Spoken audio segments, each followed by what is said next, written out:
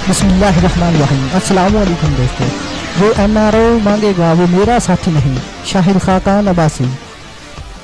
वज़ीर आज़म शाहिद खाकान अब्बासी ने एक टीवी इंटरव्यू में कहा है कि हम भगत लेंगे, जो इमरान खान से एनआरओ मांगेगा वो मेरा साथी नहीं है। पाकिस्तान के कानून में एनआरओ की कोई गुंजाइश नहीं है। एनआरओ वो करते हैं जिन्होंने कोई जुर्म किया हो। हमने कोई जुर्म नहीं किया। उन्होंने कहा हमारा जुर्म सिर्फ ये है कि हमने इस मुल्क को तरक्की दी है, वो हम भुगतने के लिए तैयार हैं। नैब किसी वक्त भी गिरफ्तार कर सकता है। गिरफ्तार करना है तो गिरफ्तार कर लें। अगर मुझे गिरफ्तार किया गया तो इसके बाद ज़मानत करवाना मेरा हक है। ताहम मैं ज़मानत काबिल अज़ गिरफ्तारी का कायल नहीं हूँ।